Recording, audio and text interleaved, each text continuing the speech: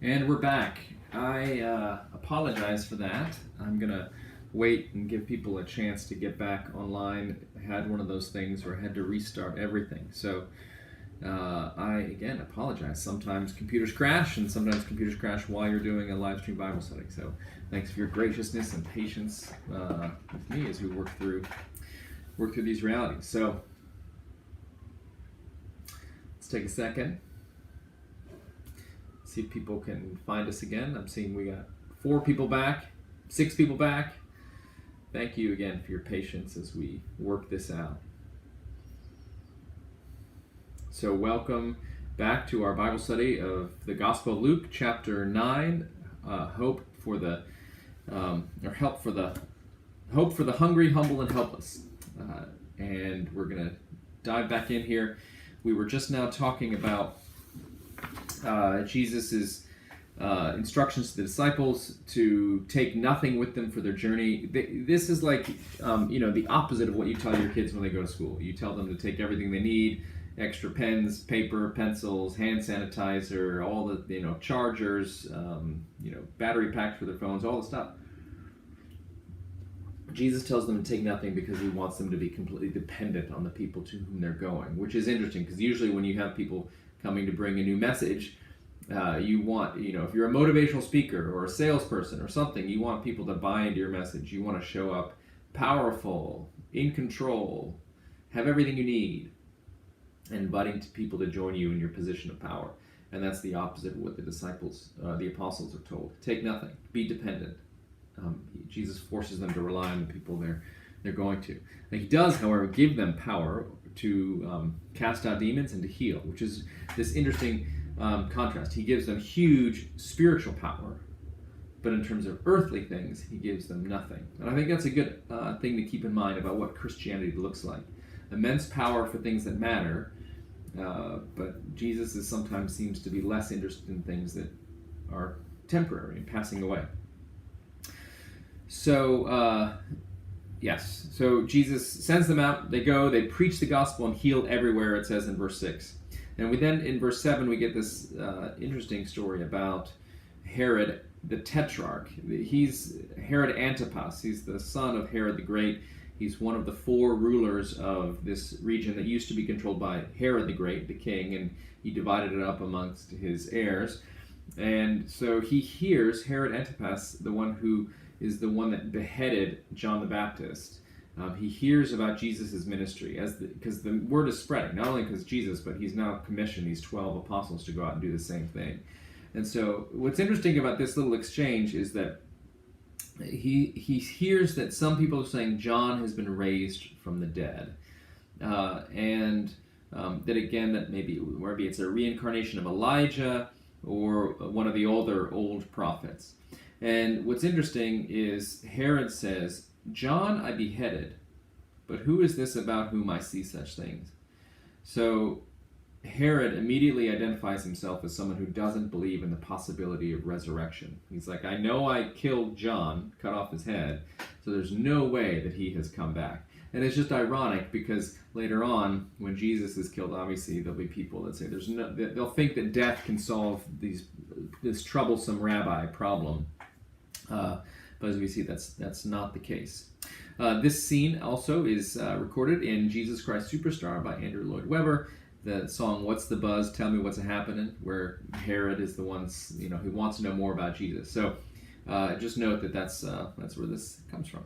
He would have been interested in Jesus, maybe a little religiously, more just like he wants to see a miracle. He wants to see the spectacle, but also politically, Jesus is a problem if he's getting these messianic overtones in his ministry. That would be a challenge to the political power of Herod and Rome. So let's now continue on. Let's read a little bit more. I'm going to bring up on the screen the text. So give me a second to do that.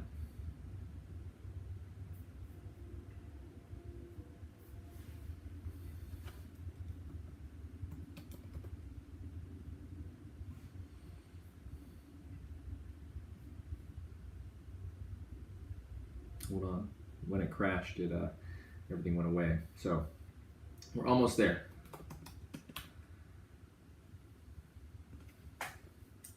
Okay.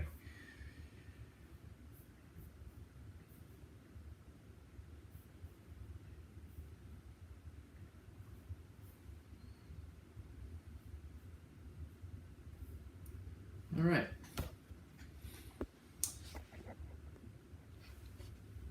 Jesus feeds the 5,000.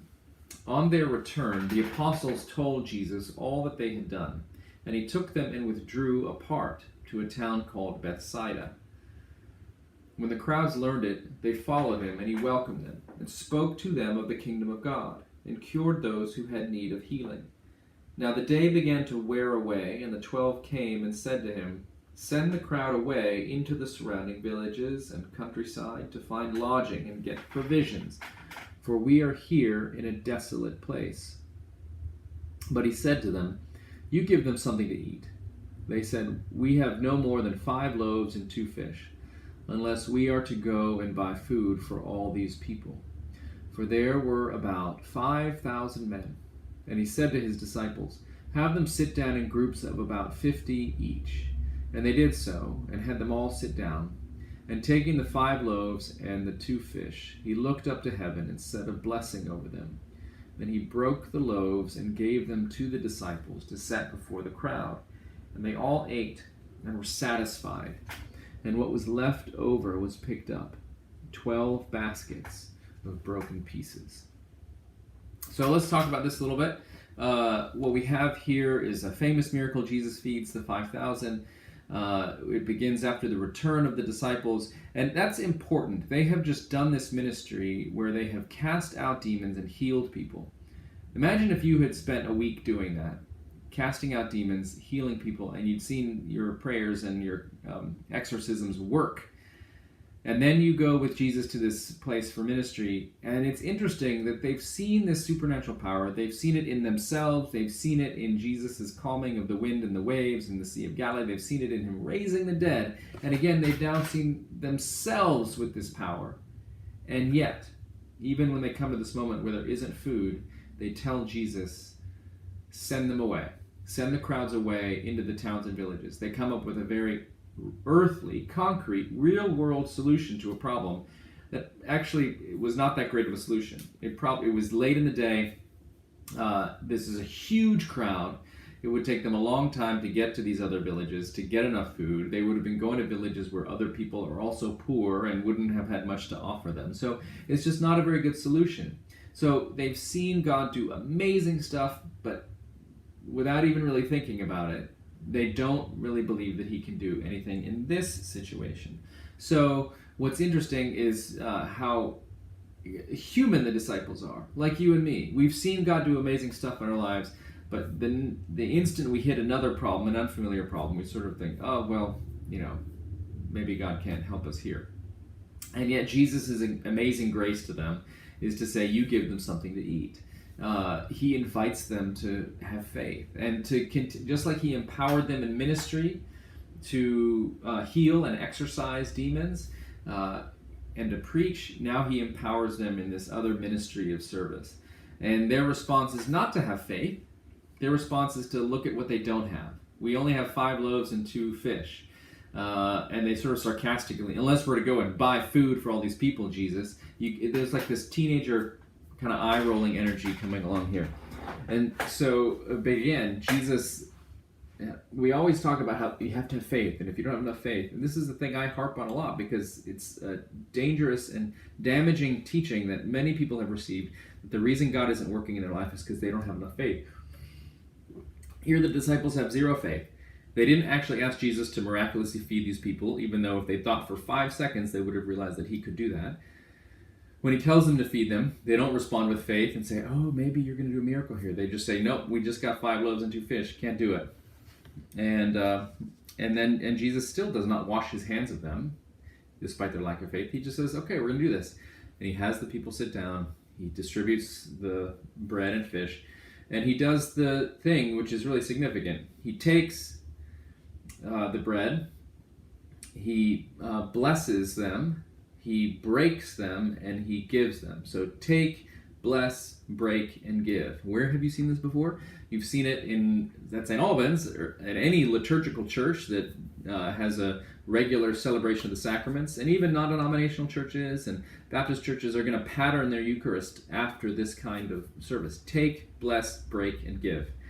And that's why, for example, in the Episcopal Church, when you see the priest take the bread, often we'll hold it up in a visible way and break it in a visible way. Again, not just for the fun of it, but because we're modeling our practice after what Jesus says here. Take, bless, break, and give.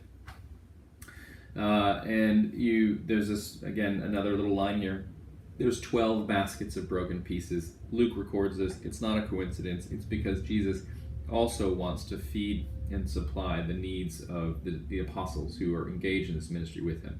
Not just the 5,000 plus people, but the apostles as well. So that's the feeding of the 5,000.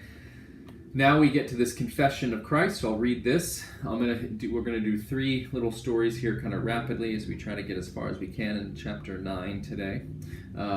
So let's bring it up on the screen and look at that again. Now it happened that as Jesus was praying alone, the disciples were with him, and he asked them, "Who do the crowds say that I am?" And they answered, "John the Baptist, but others say Elijah, and others that one of the prophets of old has risen." Then he said to them, "But who do you say that I am?" And Peter answered, "The Christ of God." And he strictly charged and commanded them to tell this to no one, saying, "The Son of Man must suffer many things, and be rejected by the elders and chief priests and scribes, and be killed, and on the 3rd day be raised." And he said to all, "If anyone would come after me, let him deny himself and take up his cross daily and follow me. For whoever would save his life will lose it, but whoever loses his life for my sake will save it. For what does it profit a man if he gains the whole world and loses or forfeits himself? For whoever is ashamed of me and of my words, of him will the Son of Man be ashamed, when he comes in his glory and the glory of the Father and of the holy angels. But I tell you truly, there are some standing here who will not taste death until they see the kingdom of God." So, what do we make of that text? So, we just had this feeding, and Jesus now goes to pray alone. This is a common practice of his, and again, just amazing that the Son of God would find the need to go pray. And he was doing this in a way that his disciples could see this discipline, this practice that he has. And he asked them, "Who do the crowds say that I am?" And you'll notice that the crowds have the same 3 options that Herod, as we saw earlier, Herod Antipas, the tetrarch, the current ruler of that region of Judea, the same 3 categories that he had heard. So one, that maybe John has risen from the dead. Others say maybe it's the prophet Elijah, and John was obviously kind of the new Elijah. Or one of the prophets of the Old Testament has risen from the dead or has come back or something. And so the crowds have the same idea as Herod, and it's this worldly understanding of who Jesus could be. They are trying to fit him into old categories, but none of them work. Jesus is something totally new and something totally different. And so Peter has this confession that he is the Christ of God. Christ is a title. It's a Greek word. It means anointed one. And it is the Greek version of the Hebrew word Messiah or Messiah. So to say he's the Christ of God, he is the anointed one of God, he's the Messiah. He's the one who was predicted to come into the world, to save the world. And this is an insight that Peter has that was given to him by God. Now Luke doesn't have here the confession of Peter where Peter then kind of fumbles the ball and begins to tell Jesus not to die, and he's kind of off track. That's in the Gospel of Matthew. Luke just records this thing, but one of the things that we do have right after this confession of Christ, Jesus as being the Christ, we do have then Jesus telling them, "And I'm going to die."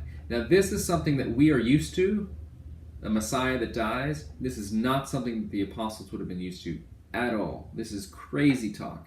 For Peter to say, you are the Christ of God, the Messiah of God, for Peter that means someone who will reign on the throne of David, someone who will kick out the Romans, someone who will be like G.I. Joe with a halo. He'll destroy all the bad guys. He'll restore Israel to geopolitical and military power, and make Israel great again. And for Jesus to then say the very next thing he says is, "I'm going to die."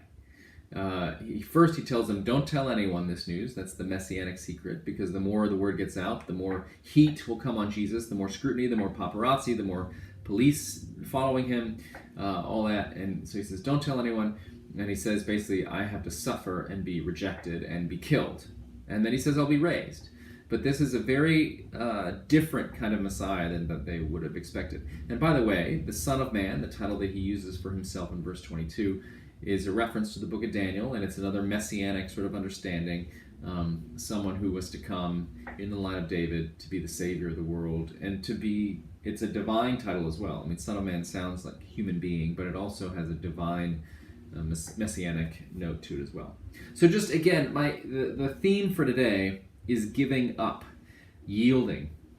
Jesus tells the apostles to go out and to not take any supplies, to be in a position of dependence and need and humility to the people he goes. Jesus now here, when confronted with hunger, he feeds, he gives away the little bit that they have, and actually ends up feeding thousands of people. Even though he's pronounced as the Christ here, the first thing he says is, as the Messiah, I'm going to suffer and die. And then the next thing he says, as we just read, is he says, also, everybody come and die with me. I mean, it's a horrible strategy from a PR standpoint. If you want to follow me, you're going to have to die. And he says here this famous thing, take up your cross. And we use this a lot, kind of as just a figure of speech. This is the cross I have to bear. And we tend to mean it that this is some sort of suffering thing that we have in our life that we have to just tolerate and endure for a long time.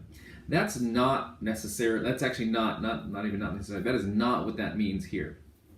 When it says, if anyone would come after me, let him deny himself and take up his cross and follow me. This is not a call to have a difficult prayer life, or to, give up something that you really like that causes now you some suffering, but it makes you holy or something. To take up your cross means to die. A cross is an instrument of execution, of humiliation, public execution, public shaming, and death. It means death. If we were to put this in our context, it says anyone who wants to come and follow me must get into the electric chair daily, or must climb up into the gallows and put your neck in a noose daily. It's a call to die, not just to sort of suffer a little bit for the Lord. It is a call to die. It's a call to death of ego, death of your vision of your life, because Jesus says, if you don't do that, if you try to save your life, you will lose it anyways. But the miraculous thing is, if you lose your life, you will actually, very surprisingly, will find life, will save your life. And he goes on to say in verse 25, asking rhetorically, what does it profit someone if he gains the whole world and loses or forfeits himself? And we see this all the time. Someone who has chased everything, has everything, and yet is completely empty and looks for something more. And so this is Jesus teaching about death. And this is heavy, but it is so true and so real. As I've talked before, just today, about this chapter, it's about giving up and yielding and being humble and dependent instead of independent. This goes against so much of what we're taught in our society about looking out for number one and me and mine, and just the kind of ego building project that so many of us have, the personal branding and the curating of your brand and the promotion of yourself and all this. That is actually the opposite of what Jesus teaches. He says you have to come and die. What does that look like? Well, people, it looks different in lots of different lives. In every life, it's somewhat different. And I will say some of this happens actually automatically. You don't have to go out and search always for a way to have your ego die. Life will often kill it for you through failure, reversals, and difficulties. But what you have to be open to then is saying, okay, God, what part of me are you killing off so that you can bring new life? Because again, it's not losing life and then it says whoever loses his life for my sake will save it. So there's a death here, but there's also a resurrection, which is the Christian pattern. The Christian pattern is not I try hard to get better and stronger. The Christian pattern is I die, and in that death I rise to new life. I'm looking over here because I hear some noises. I don't know if you can hear them. If there are noises you hear, I apologize for them. With the rain and all this sort of stuff going on. Thank you for understanding. Okay, so now we get to this sort of amazing thing, this Transfiguration. And we'll read the story. I'll say a little bit about it, and then we'll wrap up, and we'll pick up on verse 37 next week as we just try to finish what we're doing here. So, the Transfiguration. About 8 days after these sayings, he took with him, let me bring it up on the screen. He took with him Peter and John and James and went up on the mountain to pray. And as he was praying, the appearance of his face was altered and his clothes became dazzling white. And behold, 2 men were talking with him, Moses and Elijah, who appeared in glory and spoke of his departure, which he was about to accomplish at Jerusalem. Now Peter and those who were with him were heavy with sleep. But when they became fully awake, they saw his glory and the 2 men who stood with him. And as the men were parting from him, Peter said to Jesus, Master, it is good that we are here. Let us make 3 tents, one for you and one for Moses and one for Elijah, not knowing what he had said. As he was saying these things, a cloud came and overshadowed them. And they were afraid as they entered the cloud. And a voice came out of the cloud saying, This is my son, my chosen one. Listen to him. And when the voice had spoken, Jesus was found alone. And they kept silent and told no one in those days of anything they had seen.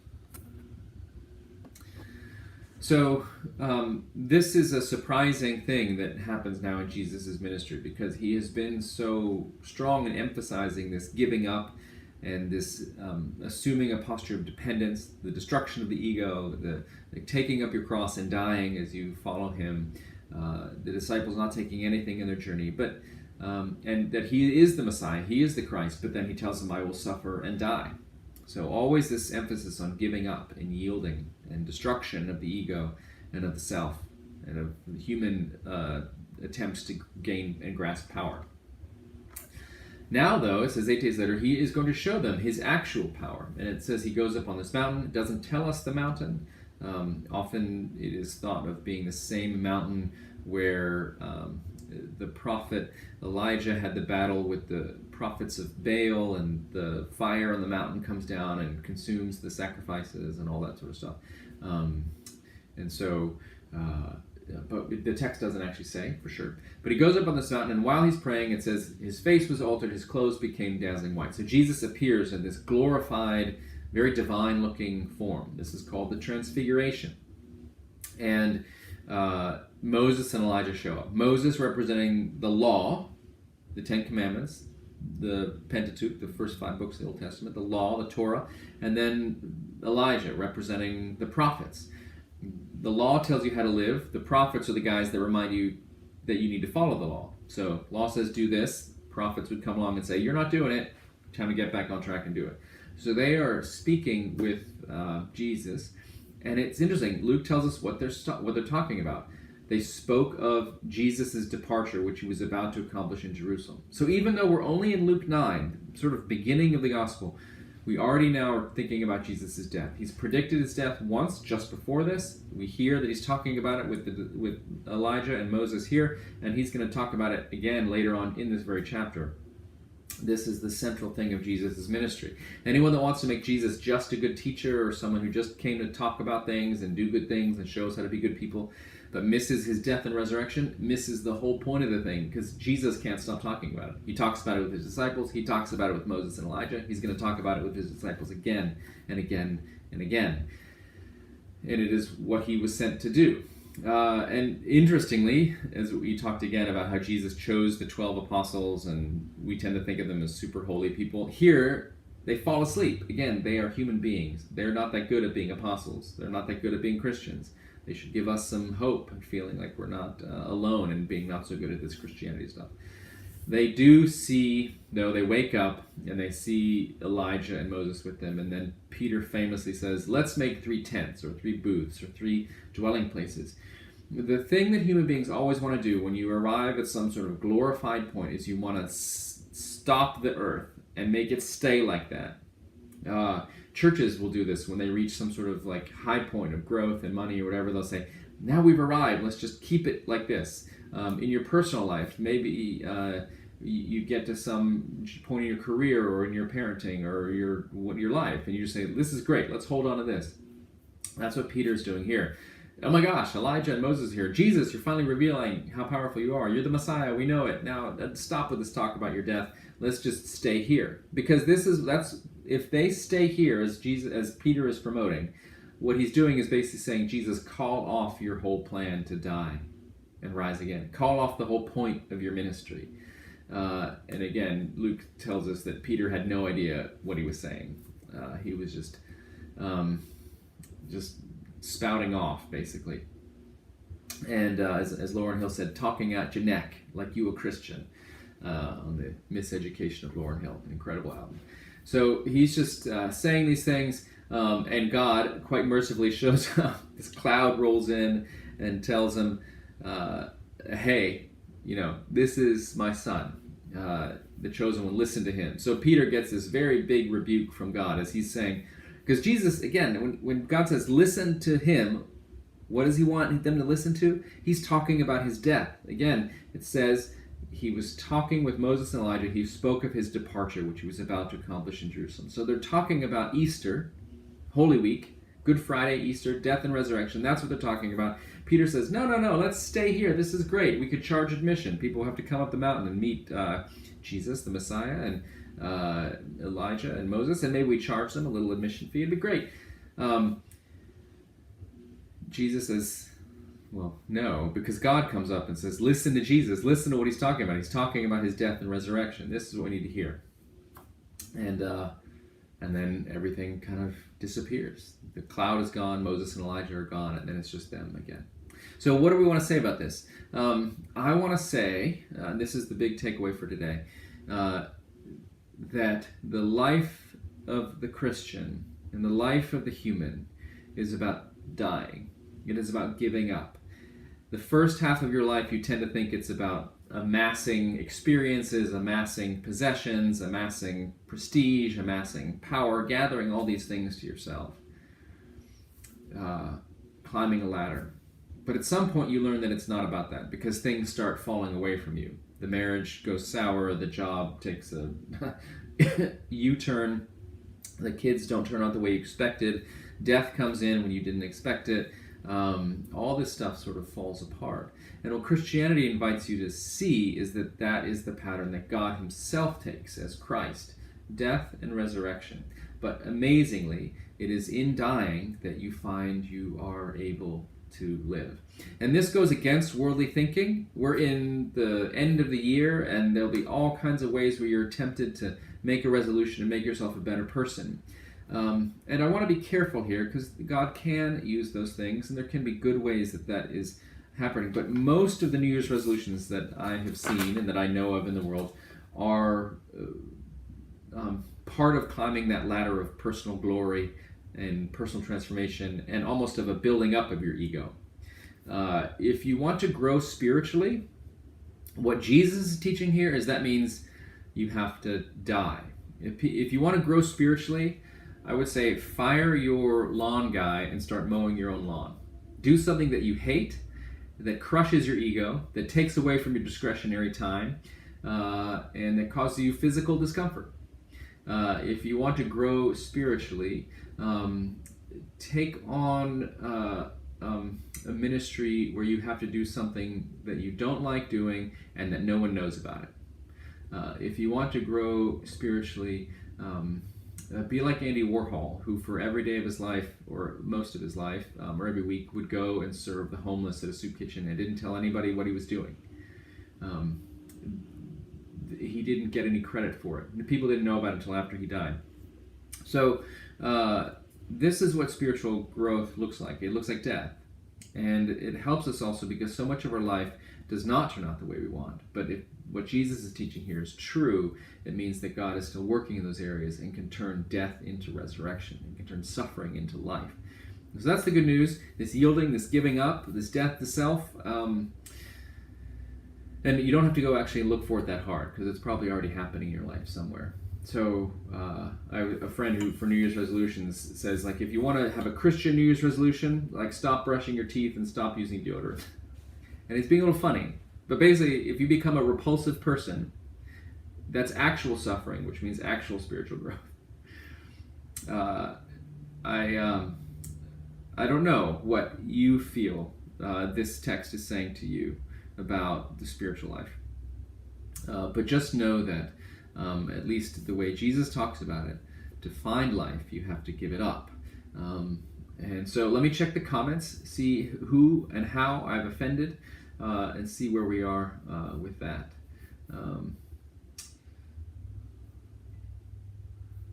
Tuning in here, seeing what we got. I'm not seeing any comments, so maybe you all agree with me. Maybe it's just not showing up. I don't know. But thank you for watching today. I pray that this has been a help and a blessing in some way to you, wherever you feel like your life has not turned out right, where you have a death, whether metaphorical or whether quite real, that this is a place where God can bring resurrection. And as you diminish, as you give up, as you yield, you find God's richness, God's resurrection, God's blessing in your life. Thank you for tuning in. I apologize for the technical errors. Thanks for sticking with me, and I'll see you next week as we finish up Luke 9 and begin in Luke 10. God bless you. Thanks. Happy New Year, and merry, I think, 6th day of Christmas. See you soon.